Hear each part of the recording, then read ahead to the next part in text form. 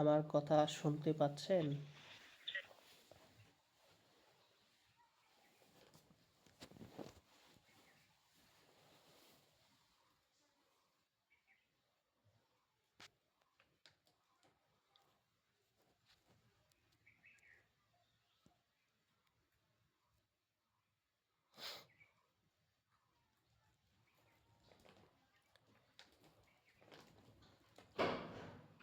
তাকরিম সাহেব, আপনি আমার কথা শুনতে পাচ্ছেন? শুনতে পাচ্ছেন? হ্যাঁ, পড়াগুলো একটু শোনান। কালেমা কাকে বলে? কালেমা কত প্রকার?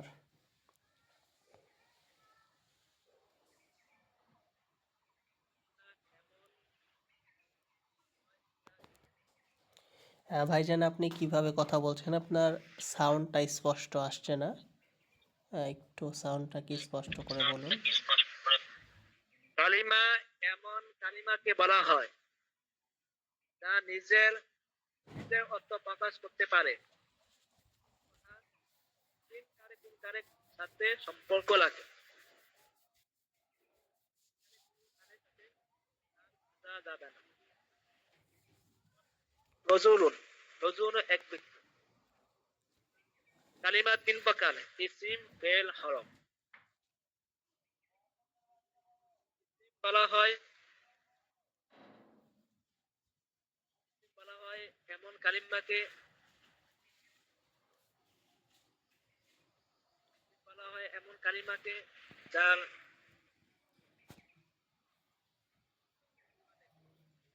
তিন কালের সাথে সম্পর্ক রাখে না।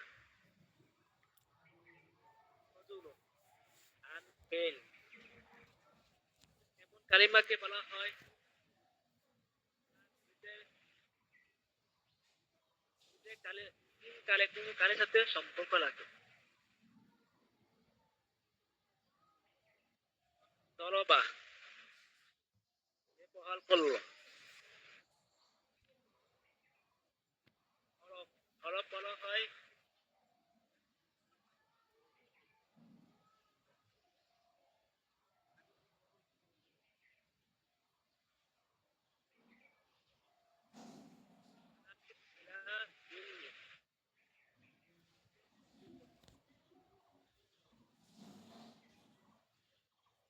কাপ বলা হয় বলা হয় দুই বা ততোধিক গঠিত হয়। মুরাক্কাব দুই প্রকার: মুরাক্কাবে মুফিদ, মুরাক্কাবে গায়রে মুফিদ। বলা হয় মুফিদ বা মুরাক্কাব বক্তার বক্তব্য শেষ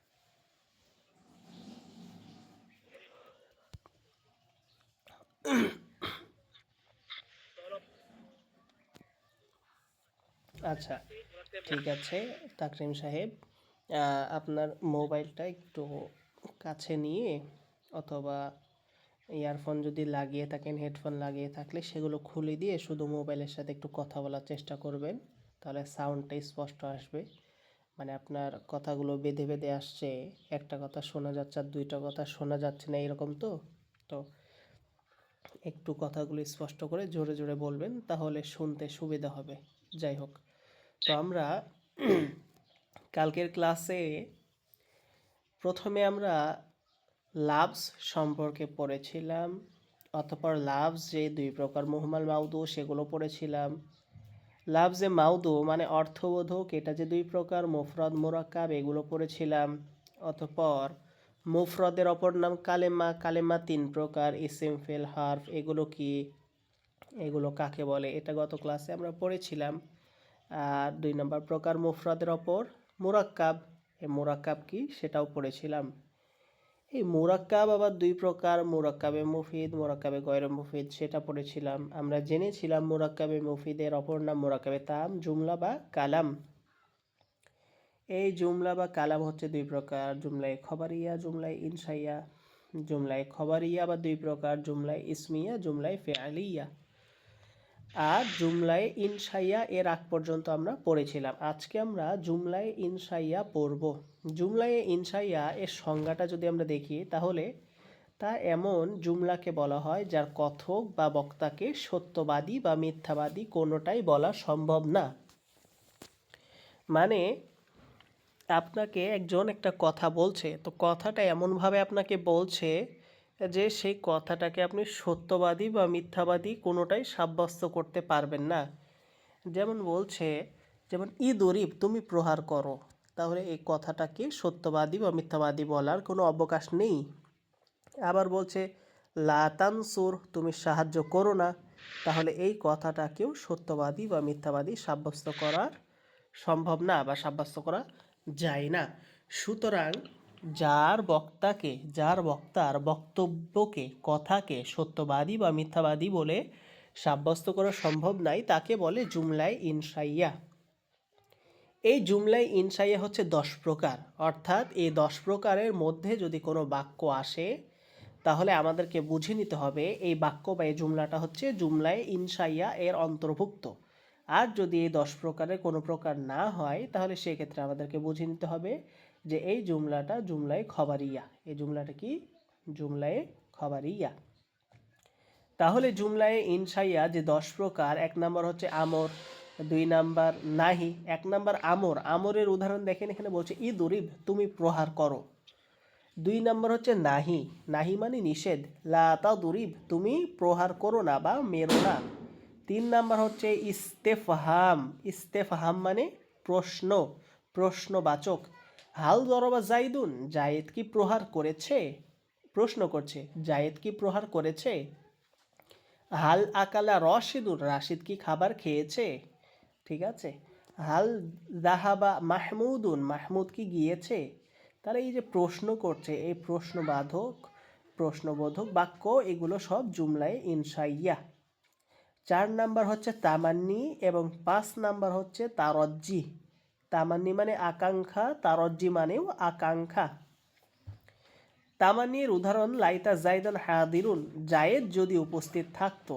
আর তারজ্জি এর উদাহরণ কি লাআল্লা আমরন গায়িবুন আমর যদি অনুপস্থিত থাকতো।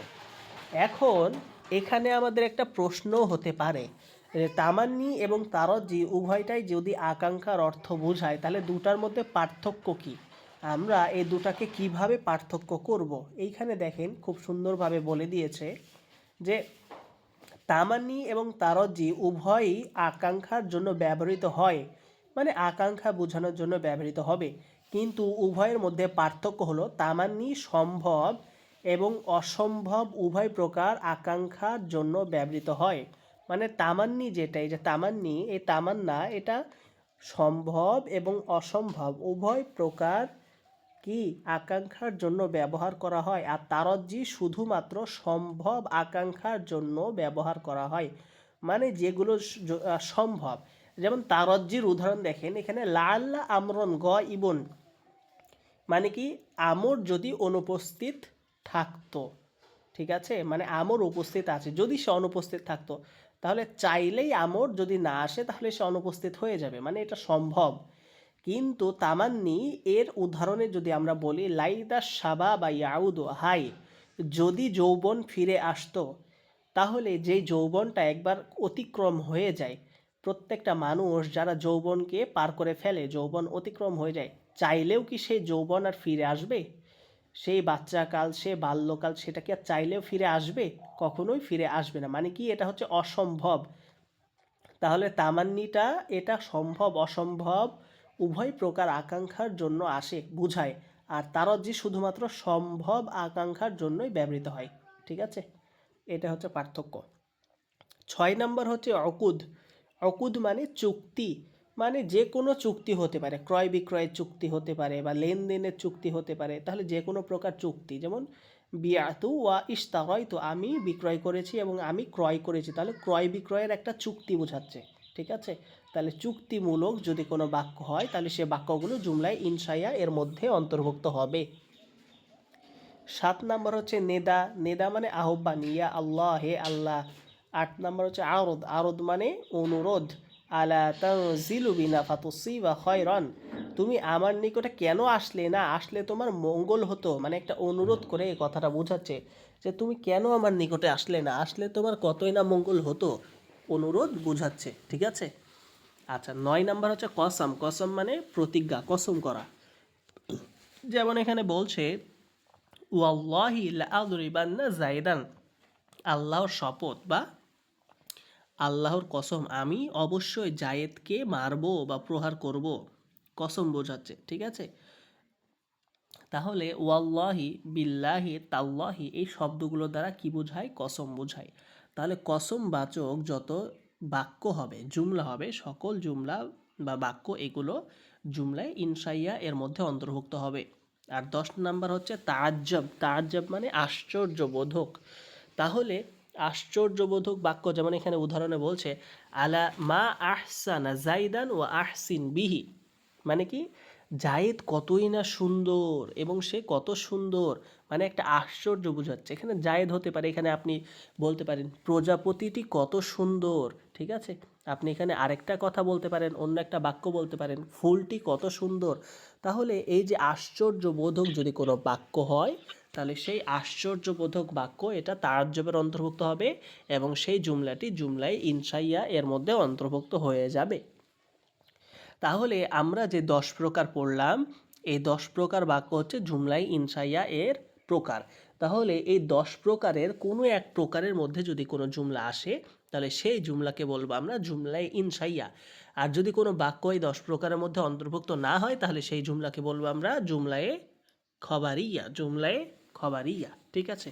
আচ্ছা, তাহলে এই গেল আমাদের, এই যে আমরা পড়েছিলাম না মুরাক্কাব, 2 প্রকার, মুরাক্কাবে মুফিদ এবং মুরাক্কাবে গয়রে মুফিদ। তাহলে মুরাক্কাবে মুফিদের প্রকারগুলো এতক্ষণ পর্যন্ত আমরা পড়লাম। এখন আমরা পড়ব মুরাক্কাব যে 2 প্রকার, মুরাক্কাবে মুফিদ এবং মুরাক্কাবে গয়রে মুফিদ। মুরাক্কাবে 2 নম্বর প্রকার মুরাক্কাবে গায়রে মুফিদ এখন আমরা পড়ব। মুরাক্কাবে গায়রে মুফিদ, আসলে নামটার মধ্যেই কিন্তু আমাদের সকল বোঝার বিষয় আছে। মুরাক্কাবে মুফিদ, মুরাক্কাব মানে 2 বা ততোধিক বাক্য, মুফিদ মানে যেগুলো উপকারী আমাদের বুঝে আসবে। আর মুরাক্কাবে গয়রে মুফিদ মানে 2 বা ততোধিক বাক্য যেগুলো গয়রে মুফিদ আমাদের বুঝে আসবে না বা আমরা বুঝতে পারবো না, ঠিক আছে। এই মুরাক্কাবে গয়রে মুফিদকে মুরাক্কাবে নাকিসও বলা হয়। নাকিস মানে অসম্পূর্ণ বা ত্রুটিযুক্ত, মানে অসম্পূর্ণ যেটা সম্পূর্ণ না, ত্রুটিযুক্ত মানে যার মধ্যে ত্রুটি রয়েছে, তাহলে একে মুরাক্কাবে নাকিস বলে। তাহলে মুরাক্কাবে গয়রে মুফিদের অপর নাম মুরাক্কাবে নাকিস। এখন এই মুরাক্কাবে গয়রে মুফিদ বা মুরাক্কাবে নাকিস হচ্ছে 4 প্রকার।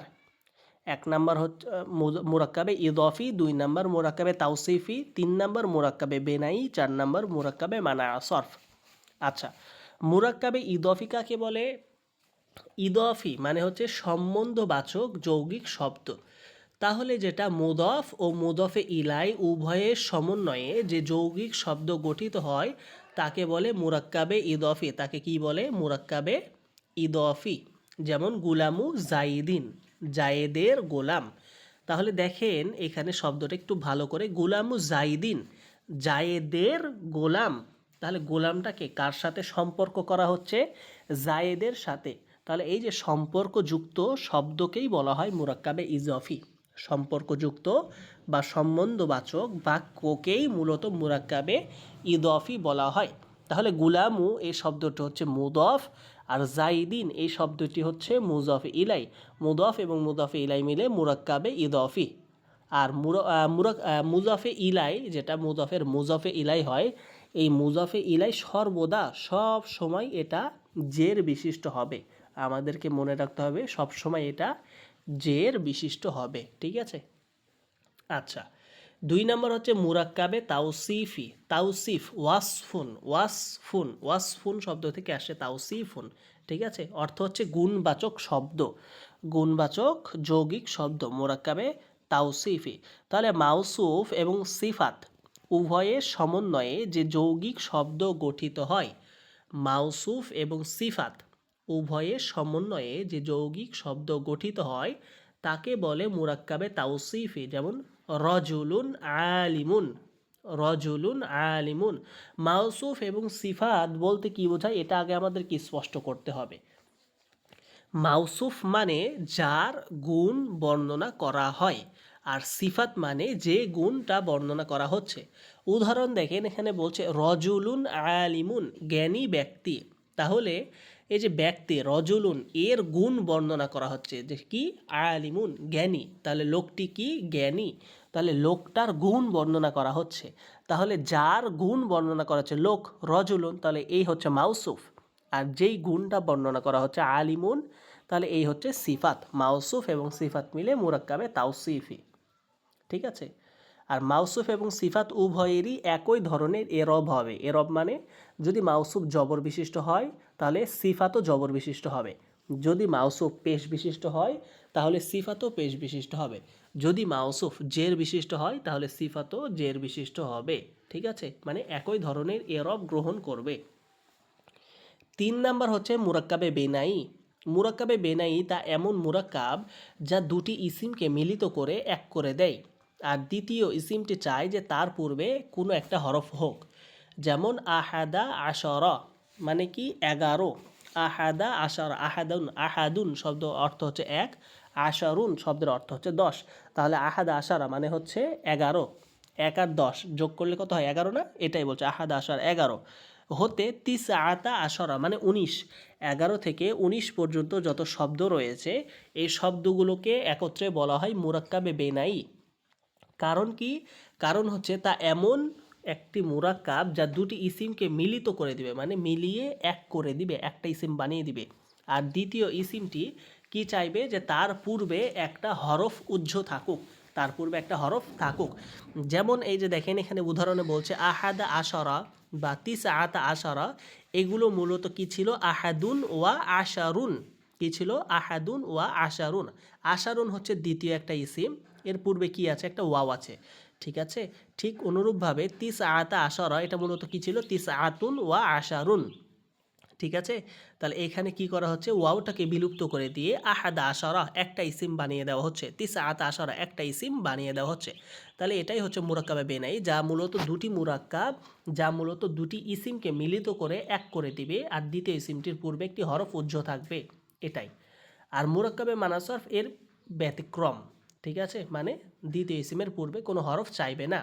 মুরাক্কাবে মানাসরফ কি, তা এমন মুরাক্কাব যা দুটি ইসিমকে মিলিত করে এক করে দিবে, কিন্তু দ্বিতীয় ইসিমটি তার পূর্বে কোনো হরফ চাইবে না। যেমন বাআলা বাক্কু, হাদরা মাউতু। ঠিক আছে, বাআলা বাক্কু মূলত বাআলুন বাক্কুন ছিল, হাদরা মাউতু হাদরুন মাউতুন ছিল, দুইটি ইসিম ছিল, দুইটি ইসিমকে একত্রে একটা ইসিম বানিয়ে দিয়েছে, এটাকেই বলা হয় মুরাক্কাবে মানাসরফ। ঠিক আছে।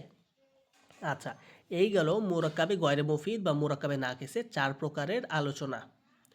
ঠিক আছে, তাহলে এই হচ্ছে আমাদের প্রাথমিক যে আলোচনাগুলো ছিল এগুলো গেল। এখন আমরা যে পড়েছিলাম কালেমা 3 প্রকার, ইসিম, ফেল এবং হার্ফ। ইসিম, ফেল এবং হার্ফ। এই ইসিম, ফেল, হার্ফ এর আমরা আলামত বা প্রকার এখন জানবো, যে আমরা কিভাবে কোনো শব্দ সেটা ইসিম নাকি ফেল নাকি হার্ফ এটা কিভাবে চিহ্নিত করতে পারবো, এটা কিভাবে নির্ণয় করতে পারবো, এটা এখন আমরা দেখব। এখানে বলছে দেখেন আলামাতু ইসিম বা ইসিমের আলামত হচ্ছে 11টি। কয়টি? 11টি। 1 নাম্বার হচ্ছে আলিফ লাম, শব্দের শুরুতে আলিফ লাম হওয়া, যেমন আলহামদু। 2 নাম্বার হচ্ছে হরফে জার, শব্দের শুরুতে হরফে জার হওয়া, যেমন বিজাইদিন। 3 নাম্বার হচ্ছে তানভিন, শব্দের শেষে তানভিন হওয়া, যেমন জাইদুন। 4 নাম্বার হচ্ছে মুসনাদে ইলাই। মুসনাদে ইলাই মানে কালকে বলে দিয়েছিলাম মুবতাদা হওয়া। ঠিক আছে, 4 নাম্বার কি মুবতাদা হওয়া।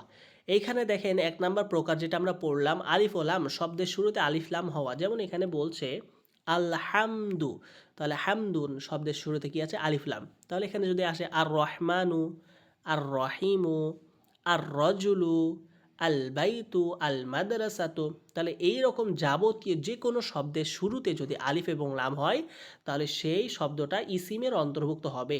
2 নাম্বার দেখেন বলছে কি হরফে জার হওয়া, শব্দের শুরুতে হরফে জার হওয়া, যেমন বলছে বি জাইদিন। এই যে বা, এই বাটা হচ্ছে হরফে জার। হরফে জার কোনগুলো এগুলো আমরা আস্তে আস্তে পর্যায়ক্রমে আরও কয়েকটা ক্লাস পরে জানতে পারবো। সুতরাং ধৈর্য সহকারে শুধু আমাদেরকে এগুলো মুখস্থ করতে হবে, আর প্রত্যেকটা আলোচনা আমরা বিস্তারিত পড়ব, তখন সেইগুলো আমরা জানতে পারবো ইনশাআল্লাহ। 3 নাম্বার হচ্ছে তানবিন হওয়া, শব্দের শেষে তানবিন হওয়া, যেমন জাইদুন কি হচ্ছে দেখেন শব্দের শেষে 2 পেশ হচ্ছে, এখানে জাইদান 2 জবর হতে পারে, জাইদিন 2 জের হতে পারে, তাহলে শব্দের শেষে তানবিন হওয়া। তানবিন হলে সেটা ইসিমের আলামত। 4 নাম্বার হচ্ছে মুসনাদে ইলাই হওয়া মানে মুবতাদা হওয়া, যেমন এখানে বলছে জাইদুন কাইমুন, জাইদুন কি হয়েছে, মুবতাদা হয়েছে, মুসনাদে ইলাই হয়েছে। মুসনাদে ইলাই বা মুবতাদা এটা হচ্ছে ইসিমের আলামত। 5 নাম্বার হচ্ছে মুদফ হওয়া। একটু আগে যে আমরা পড়লাম মুরাক্কাবে গয়রে মুফিদের প্রকার, প্রথম প্রকার মুদফ, মুদফ ইলাই, মুরাক্কাবে ইদফি, এই মুদফ হওয়া। যেমন গুলামু জাইদিন, গুলামু জাইদিন জায়েদের গোলাম, তাহলে গুলামু শব্দটি কি হয়েছে, মুদফ হয়েছে, এই যে মুদফ হওয়া, তাহলে গুলামু শব্দটি একটা ইসিম। 6 নাম্বার হচ্ছে মাউসুফ হওয়া, শব্দটি মাউসুফ হওয়া, একটু আগে আমরা পড়লাম মাউসুফ সিফাত, মাউসুফ মানে যার গুণ বর্ণনা করা হবে। রজুলুন আলিমুন, রজুলুন এটা কি হয়েছে, মাউসুফ হয়েছে। 7 নাম্বার হচ্ছে মুসাগ্গার হওয়া, মুসাগ্গার মানে তাসগিরকৃত বা শব্দটাকে তুচ্ছ বা তাচ্ছিল্য বা সম্মানিত বোঝানোর জন্য ছোট করা, কয়েকটা ওজনে নিয়ে এসে ছোট করা, 6টা ওজনে নিয়ে এসে ছোট করাকে মূলত তাসগির বলা হয়। তাসগিরের অপর নামই মুসাগ্গার, ঠিক আছে, তাসগিরকৃত শব্দ হওয়া।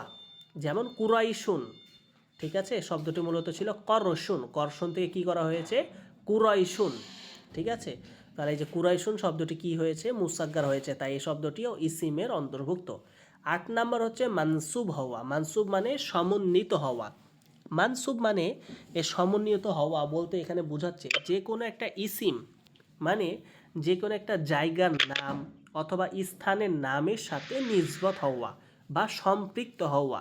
যেমন এখানে বলছে বাগদাদিয়ু, শব্দটি বা এলাকার নাম কি, বাগদাদ, ঠিক না, তাহলে বাগদাদের সাথে, বাগদাদ একটা স্থানে জায়গার নামের সাথে ইয়াই নিসবাতি দিয়ে কি করছে, সম্বন্ধ করে দিচ্ছে।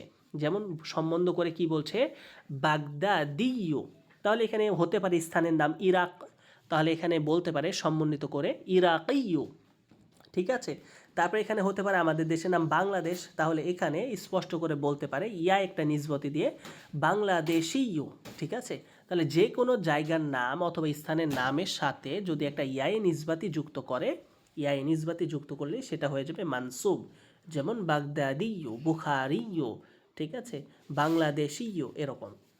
9 নাম্বার হচ্ছে তায়ে মুতাহাররেক মানে শব্দের শেষে হারকাত যুক্ত গোলতা হওয়া। 9 নাম্বার কি, তায়ে মুতাহাররেক মানে শব্দের শেষে হরকত যুক্ত, হরকত যুক্ত মানে জবরজের পেশ যুক্ত, হরকত যুক্ত গোলতা হওয়া। যেমন দেখেন বলছে দরিবাতুন, এই যে শব্দের শেষে কি হয়েছে, গোলতা হয়েছে, দরিবাতুন শব্দের শেষে কি হয়েছে, একটা হরকত যুক্ত গোলতা হয়েছে। 10 নাম্বার হচ্ছে মুসান্না হওয়া, মুসান্না মানে দ্বিবচন, তাসনিয়া হওয়া। রজুলানে দুইজন পুরুষ, কি হচ্ছে, তাসনিয়া হচ্ছে। কিতাবানে দুইটি কিতাব, কলামানে দুইটি কলম, কি হচ্ছে, তাসনিয়া হচ্ছে। তাহলে যে কোনো তাসনিয়া বা মুসান্না সেটা হচ্ছে ইসিমের আলামত। এবং 11 নম্বর হচ্ছে জমা বা মাজমু, এটা হচ্ছে বহুবচন, যেমন রিজালুন একাধিক পুরুষ, কুতুবুন অনেকগুলো বই, আকলামুন অনেকগুলো কলম, বুয়ুতুন অনেকগুলো বাড়ি। তাহলে এই যে এগুলো কি হচ্ছে, জমা হচ্ছে, এই জমা হলে এগুলো কি, এগুলো সব ইসিমের আলামত। তাহলে এই 11টা যেটা আমরা পড়লাম, এই 11টা আপনারা মুখস্থ করবেন। এই ইসিমের আলামতের পরে আমরা এখন ফেলের আলামত পড়ব। ফেলের আলামত হয়ে গেলে ইনশাআল্লাহ আমরা কালকে সরাসরি কোরআন থেকে এই যে ইসিম ফেল হরফের তামরিনগুলো করব, ঠিক আছে। তাহলে এই 11 প্রকার অবশ্যই তামরিন করতে হলে আপনাদেরকে মুখস্থ রাখা লাগবে। এই 11 প্রকার ইসিমের আলামত এগুলো মুখস্থ করবেন। এখন আমরা চলে আসি ফেলের আলামত। এই যে ফেলের আলামত আমরা সেটাকে চিনব কীভাবে, যে শব্দটা ফেল, এর আলামত বা চিহ্ন হচ্ছে 8টি। 1 নম্বর হচ্ছে কদ, শব্দের শুরুতে কদ হওয়া, যেমন কদ দরবা, এই যে কি হচ্ছে, দরবের শুরুতে একটা কদ হচ্ছে, কদ হচ্ছে ফেলের আলামত। 2 নম্বর হচ্ছে সিন, শব্দের শুরুতে সিন হওয়া, যেমন সা ইয়াদরিবু, ইয়াদরিবু শুরুতে কি হচ্ছে, সিন হচ্ছে, এই সিন হচ্ছে ফেলের আলামত। 3 নম্বর হচ্ছে সাউফা, শব্দের শুরুতে সাউফা হওয়া, যেমন সাউফা ইয়াদরিবু, ইয়াদরিবু এর শুরুতে কি হচ্ছে, সাউফা হচ্ছে, এটা হচ্ছে ফেলের আলামত। 4 নম্বর হচ্ছে হরফে জাজম, শব্দের শুরুতে হরফে জাজম হওয়া, মানে লাম ইয়াদরিব, এই যে লাম, এই লাম হচ্ছে হরফে জাজম। হরফে জাজম সম্পর্কে আমরা ইনশাআল্লাহ পর্যায়ক্রমে আস্তে আস্তে সব শিখবো, এখন শুধু মুখস্থ করে রাখেন যে শব্দের শুরুতে হরফে জাজম হওয়া, এটা হচ্ছে ফেলের আলামত। 5 নম্বর হচ্ছে জমিরে মারফুয়ে মুত্তাসিল হওয়া, মানে রফা বিশিষ্ট মুত্তাসিল জমির, ঠিক আছে, এটা হচ্ছে ফেলের আলামত। 6 নম্বর হচ্ছে তায়ে সাকিন, মানে সুকুন যুক্ত তা হওয়া, শব্দের শেষে সুকুন বা সাকিন বা জজম যুক্ত তা হওয়া। যেমন এখানে দেখেন বলছে দরবাত, কি বলছে দরবাত, একটা লম্বা তা, সাকিন যুক্ত লম্বা তা হয়েছে। দরবাত এটা কি ফেলের আলামত। 7 নম্বর হচ্ছে আমর হওয়া, যে কোনো ফেল সেটা যদি আদেশ সূচক হয় তাহলে সেটা আমর এটা হচ্ছে ফেলের আলামত। আর 8 নম্বর হচ্ছে নাহি শব্দটি নিষেধ সূচক হওয়া, যেমন লা তাদরিব, তুমি প্রহার করো না, তাহলে নিষেধ সূচক শব্দ, এগুলোও হচ্ছে ফেলের আলামত। তাহলে এই গেল ফেলের আলামত। আর হরফের আলামত কি? হরফের আলামত বা চিহ্ন হচ্ছে ইসিম এবং ফেলের চিহ্ন সমূহের মধ্যে হতে কোনো চিহ্ন তার মধ্যে হবে না। মানে ইসিমের আলামত এবং ফেলের আলামত যদি কোনো শব্দের মধ্যে থাকে তাহলে সেটা হরফের আলামত। ঠিক আছে, হরফের নির্দিষ্ট কোনো আলামত নেই, ইসিম এবং ফেলের আলামত যদি না হয় তাহলে সেটা হরফ। তাহলে এই হচ্ছে আমাদের ইসিম, ফেল এবং হারফের আলামত আমরা আজকে পড়লাম।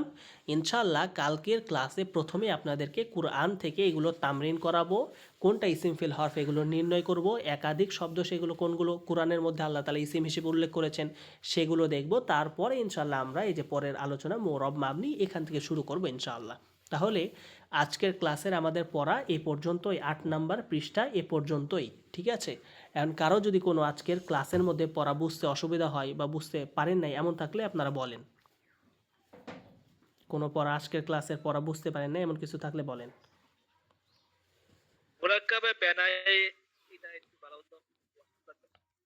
মুরাক্কাবে বেনাই, দেখেন মুরাক্কাবে বেনাই বলতে শুধু এ কথাটা মনে রাখবেন যে দুইটা ইসিম মূলত ছিল, দুইটা ইসিম, এই দুইটা ইসিমকে একটা ইসিম বানাই দিবে। ঠিক আছে, মূলত ওয়াও হরফ এ যোগ করে, এই যে দেখেন এখানে বলছে ভালো করে দেখেন, আহাদুন একটা শব্দ, ওয়াও আর একটা শব্দ, আশারুন আর একটা শব্দ। তাহলে এই যে আহাদুন একটা শব্দ এবং আশারুন একটা শব্দ, দুইটা শব্দ, তার মাঝে কি আছে? একটা ওয়াও আছে।